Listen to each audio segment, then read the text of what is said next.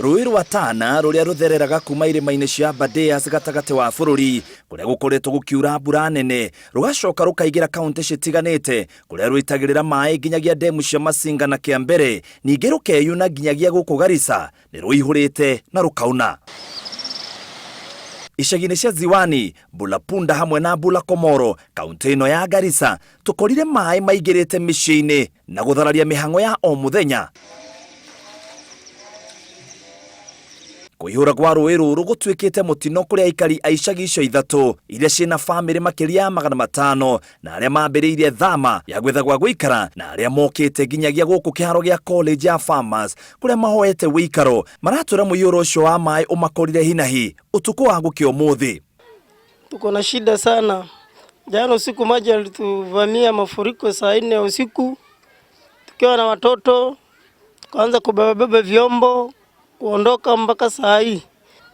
Sisi tumeathirika na hii flood kutoka jana usiku saa 4 na sisi yenyewe saa hii mahali tuko mahali tuko kwa nje ya mto na hatujui mahali ya kuenda.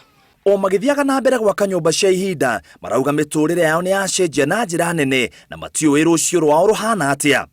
Kulingana na hii mafuriko tumeathirika kimimea, chakula yetu ile tumelima mahindi, mifugo wengine wameenda na maji.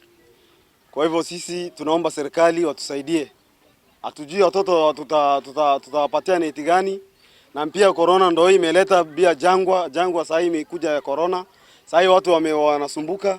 So sasa hizi tunaomba serikali watusaidie. Zile maneno tutaifanya ni kwanza ni kuhamasisha jamii walioko kwenye hizi makambi kuhusu maneno ya COVID-19 coronavirus. Ile ingine ni kuwapa makao kama shelter, vitu kama NFIs. Maneno ya mafuriko tukizungumza saa hizi mji ya Mororo watu wameanza kuondoka. Mororo na Ziwani na Bakuyu. Kwa hivyo moja ni kupata msaada kuwasaidia hawa watu. Pili ni kuomba mashule waruhusu hawa watu wakae shuleni mpaka siku ile watakapopata mahali ya kuishi. Thameno ya gutiga micii yao itwikite keha kurio tondu marauga mahiũ mao na irio marahandite migunda-ini ni ciathererio ni mai na muikarire wa guku tiga maheirwo teithio maya kuhuta. Corona nayo imeleta shida. Ukiangalia maji nayo shida, chakula shida, mahindi yenye tumelima sasa imeenda na maji, imebebwa yote. Sasa tunataka serikali ituangalie maslahi yetu. Watoto wamelala nje, hata mahali tuko saa hii tuko kwa kiwanja. Mvua nayo juu inanyesha. Sasa tujui tufanyaje. Sababu wa social distancing ni ngumu wakati kama hii kuona watu wamepata kuishi